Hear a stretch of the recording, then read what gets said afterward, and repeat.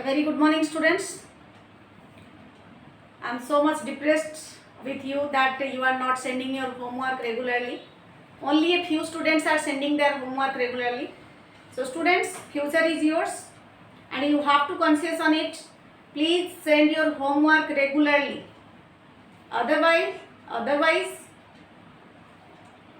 result is yours, not mine. You have to appear your test or exams.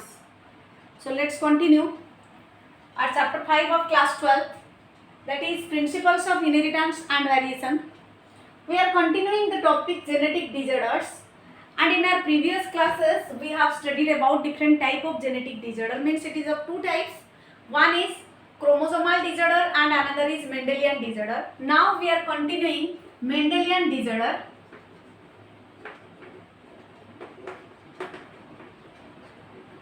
In which you already have studied about hemophilia, color blindness, sickle cell anemia. Here I am giving you some more examples about this Mendelian disorder. Means we have studied about some autosomal recessive, autosomal dominant, sex chromosomal recessive.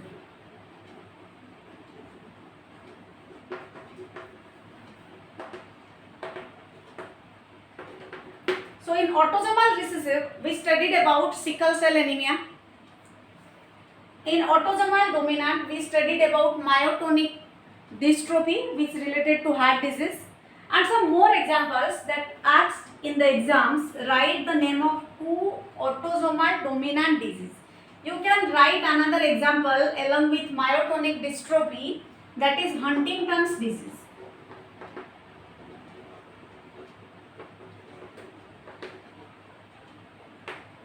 And brachydactyly.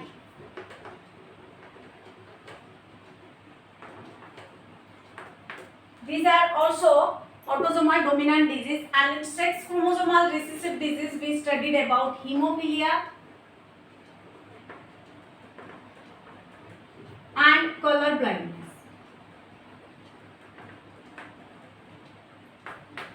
We explained the theory and through pedigree analysis we also completed these topics.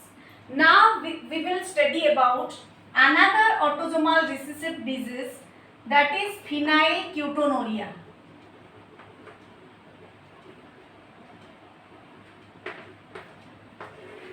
This is also an inborn inherited autosomal recessive disorder or disease. We can write this is also an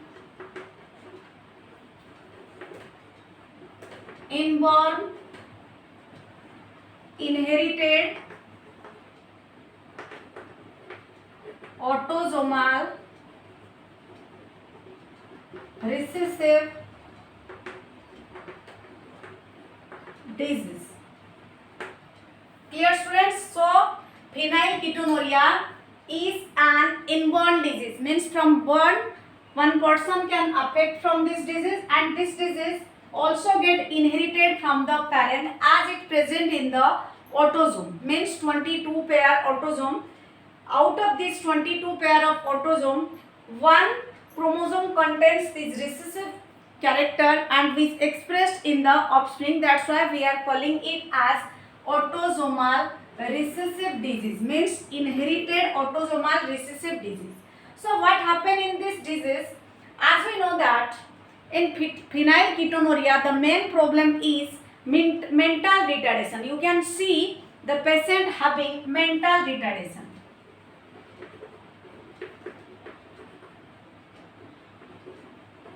Why this mental retardation occurred? Because in phenylketonuria, the phenylalanine is get converted into tyrosine. Phenylalanine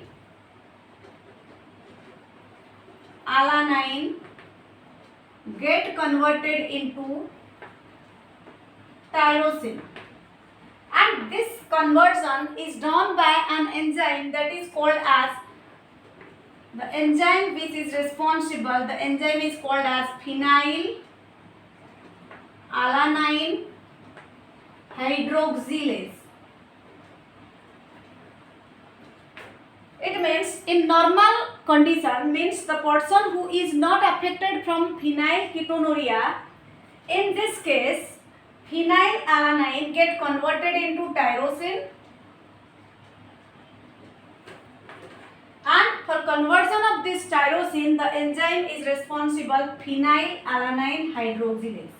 But in some cases this enzyme is lacked by the person, means if this enzyme is not secreted, then phenylalanine get converted into phenylpyruvic acid, means due to lack of the enzyme, due to lack of this enzyme, means phenylalanine hydroxylase enzyme, the conversion of phenylalanine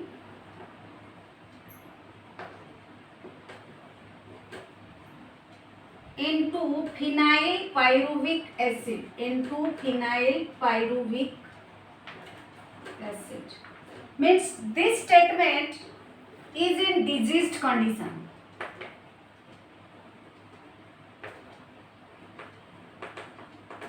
Whereas this statement is in normal condition. This is normal, means in a normal person the phenylalanine get converted into tyrosine, and the enzyme that converts phenylalanine into tyrosine is phenylalanine hydroxylase. But when any person affected from this disease, that person lacks the enzyme phenylalanine hydroxylase. As a result, phenylalanine get converted into phenylpyruvic acid instead of tyrosine, due to which the mental retardation can be seen in the person. You can see here, and also it is very less absorbed by the kidney. The phenylpyruvic acid is less absorbed by the kidney, so you can write it also less absorbed by the kidney, due to which it released through urine, due to which it released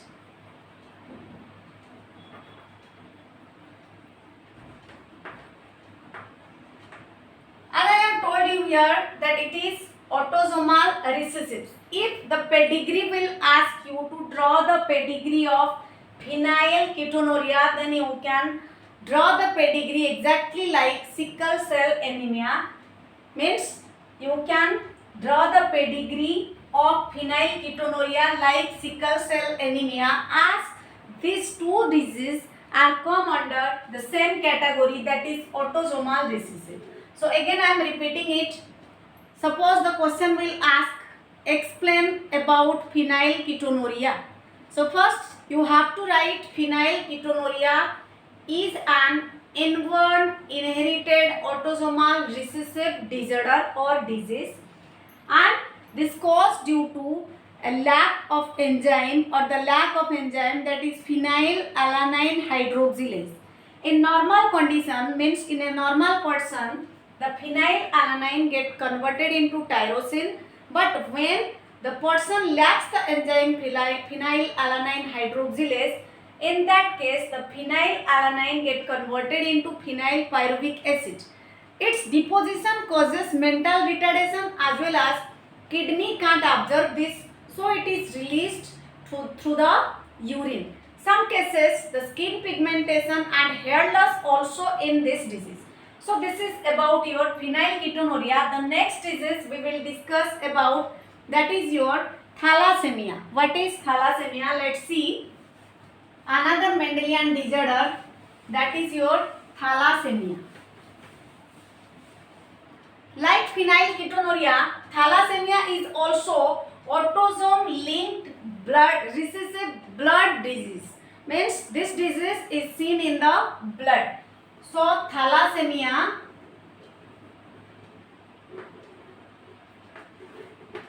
autosomal recessive blood disease, and this is of two types. One is your alpha thalassemia another is your beta thalassemia. This question may come in your board exams. What is alpha thalassemia and what is beta thalassemia? So here also, as this is autosomal recessive blood disease, so in this case also the homozygous gene will show the disease.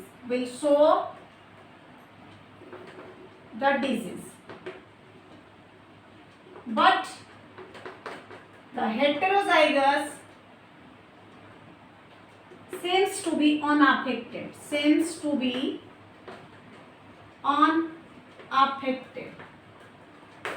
Clear, students? So thalassemia is an autosomal recessive blood disease, means some blood related disorders can be seen in this disease, and this is of two types. One is alpha thalassemia and another is beta thalassemia. Here also homozygous gene will show the disease, but the heterozygous can't show the disease. So what happen in this case? You know that alpha thalassemia and beta thalassemia, the beta globin and alpha globin chain. As we know, in blood, RBC is the main constituent. So on RBC, there is globin chain is formed, which helps in the preparation of normal RBC. But in case of thalassemia, it affects the preparation or synthesis of globin chain. So in alpha thalassemia, alpha globin chain is affected, and in beta thalassemia, the beta globin chain is affected. That's why they are calling as alpha thalassemia and beta thalassemia. So we can say that beta thalassemia is present in the chromosome number 11, whereas alpha thalassemia is present in the chromosome number 16. Means as they are autosomal recessive blood disorders or disease, we have 23 pair of chromosomes, out of which 22 pair is autosomes. So out of these 22 pair of autosomes, alpha thalassemia and beta thalassemia can be noticed in the chromosome number 16 and 11 respectively. Clear, students? So what happen in this disease? As we know that the beta chain and alpha chain is get affected. So the genes linked are HBA1 and HBA2. So these are the genes which get affected in case of beta thalassemia and alpha thalassemia. Clear, students? So what happened? The sickle cell anemia, which you already studied, due to their abnormal formation or their formation can't be occur properly, they show some defects. Or you can say alpha thalassemia is controlled by two different type of genes, whereas beta thalassemia is controlled by a single gene. Means this is controlled by two genes and this is controlled by one gene. Means single gene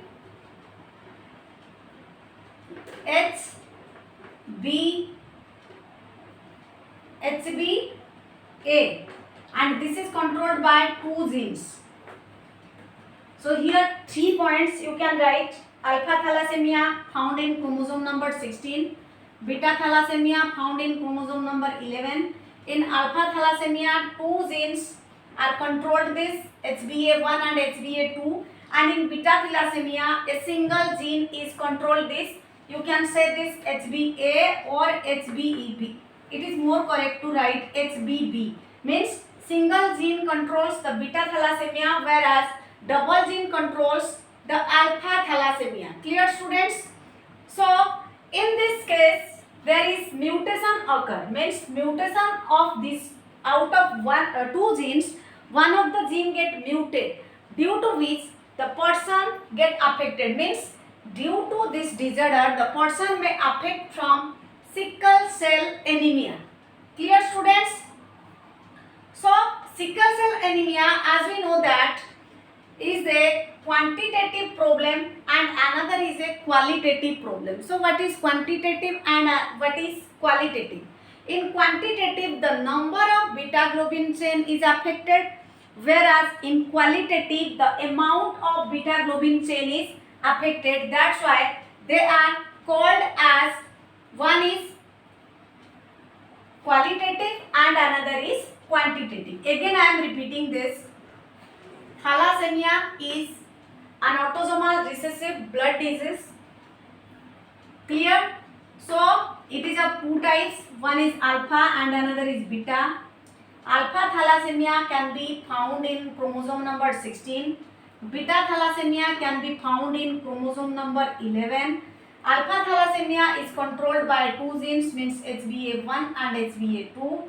Same case happens, the homozygous parent will express it and the heterozygous parent will not express it.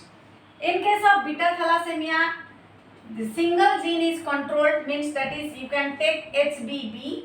And how it is, the question will ask how it is different from sickle cell anemia. Sorry, the question will ask how thalassemia is different from sickle cell anemia. Sickle cell anemia, as both are blood related disease. In sickle cell anemia also the RBC get affected, and in thalassemia also it is a blood related disease. So how they are different from each other? Clear, students? So thalassemia differs from sickle cell anemia in the quantitative and in qualitative problem. Means thalassemia and sickle cell anemia both are quantitative and qualitative. So thalassemia is a quantitative problem, whereas sickle cell anemia is a qualitative problem. Means it is incorrectly formed globin chain, means the globin chain that is formed on the RBC, which makes perfect RBC or perfect constituents of the blood, they get affected, and as a result we saw some disorders like your thalassemia. So in this case the molecule, means beta molecule and alpha molecule or globin chain get affected. That's why we can say the cause of abnormal hemoglobin formation, means hemoglobin is the main component which increases the binding affinity of oxygen. In this case the hemoglobin is decreased or can't be synthesized, due to which the more oxygen can't be bind with this. So this disorder can be seen. You can read more about this from your NCERT book line by line. There is completely mentioned about the disease. Here just I have explained you how to remember. So you can write this in making two columns. In one you can write alpha thalassemia, and in another column you can write beta thalassemia. Then you can write in which chromosome this disease will be so, and what is the genes control this, and what is the effects, and how. The question will ask how thalassemia is different from sickle cell anemia. You can write this is quantitative problem and this one is qualitative problem. Quantitative means when less beta globin chain is formed, and qualitative means when abnormal beta globin chain is formed. Clear, students? So this is all about your genetic disorder, means Mendelian disorder. Now we will study about the chromosomal disorder, but we will study this in our next class.